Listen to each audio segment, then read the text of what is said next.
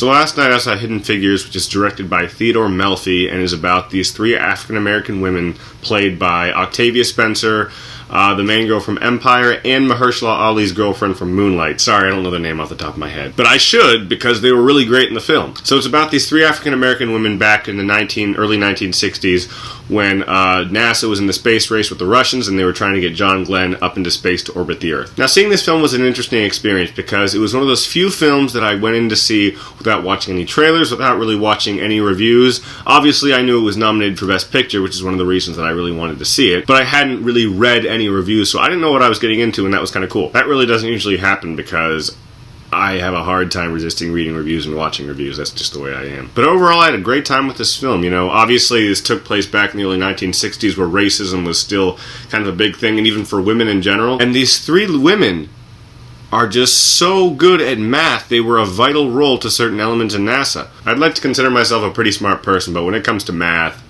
no. There were a couple times during the film when I leaned over to my buddy when they were doing like math problems and stuff on the screen, and I was like, do you get whatever they're talking about? And he was like, no, I have no idea what they're talking about. So yeah, it's kind of cool to just see the brains of these women. And overall, I sort of had a general idea of the space race and what happened with John Glenn going up into space, but I didn't know the more gritty details of what happened, so I found that really interesting, so it was educational as well. So let's talk about the acting in this film, because part of what makes this film as good as it is definitely the acting. The three leads in this film, Octavia Spencer, Empire Girl, and Mahershala Ali's girlfriend from Moonlight Girl, they were so good. The chemistry between them was hilarious. They had great banter, but you also could take them seriously, and you really felt that they knew what they were talking about. Like, they weren't just like, oh, I guess they know all this math or engineering or data encryption stuff. No, you really believed that they knew this stuff. It mainly focuses around Empire Girl and just kind of her story, raising her few kids after her husband dies. And Moonlight Girl wants to be the first African-American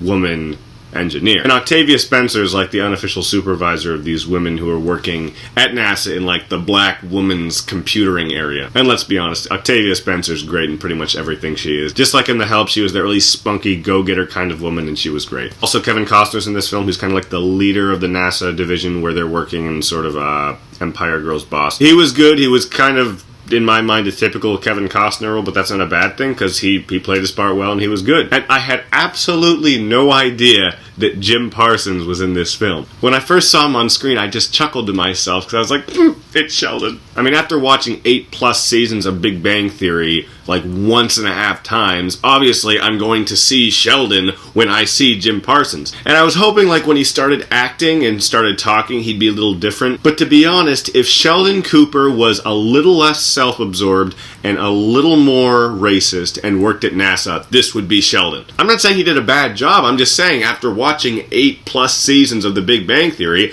I see Sheldon, and half the time when he was delivering his lines about how smart he is and how not smart or how important Empire Girl should be, I was gonna see Sheldon. That's just the way it is. Also, Mahershala Ali's in this film as Empire Girl's love interest. He's like a veteran who just came back from the war or something, and he was really great in the film. Which I will say, though, brings up one of my two caveats with this film. At a certain point in the movie, Empire Girl and Mahershala Ali's character develop a relationship, which honestly is really sweet and really endearing, but it feels very shoehorned in. This film's over 2 hours long, and that aspect of the film is like maybe 10 minutes. The fact that makes me okay with it is because it was so endearing and how good Mahershala Ali was in that part of the relationship. I won't get into many spoilers here, but there is a part where he proposes to Empire Girl in front of her daughters, and it is so touching and endearing the way he does it. Prior to seeing this film and Moonlight, I had only seen Mahershala Ali in Mockingjay Part 2, which I thought he was good in, but I just didn't really know who he was. But this guy is a really great actor, and I want to see him in more. So overall, the relationship was endearing, but it was kind of shoehorned in and I didn't feel really served much of a purpose for the film. One other caveat that I have with this film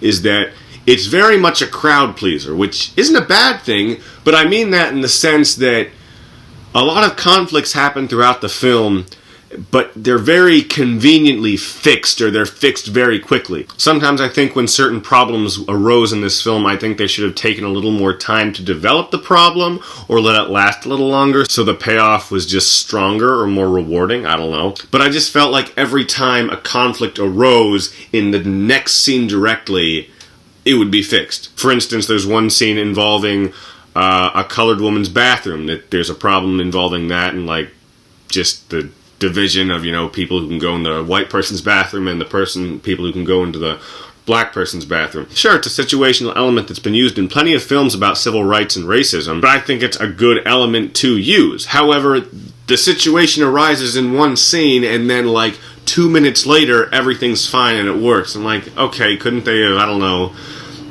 done something with that to make it last a little longer? And there were a couple of other times I felt they did the same kind of thing. There was a situation, then 2 seconds later it was fixed. Overall, though, I had a really great time with this film. It was very entertaining, fantastic acting, pretty educational, and I'm going to give Hidden Figures a B. So if you want to see something entertaining and kind of educational, take the family to see this. As always, guys, thank you so much for watching. If you want to click below, you can subscribe, and you can also comment below, let me know any thoughts you have on the subject, and I will see you next time.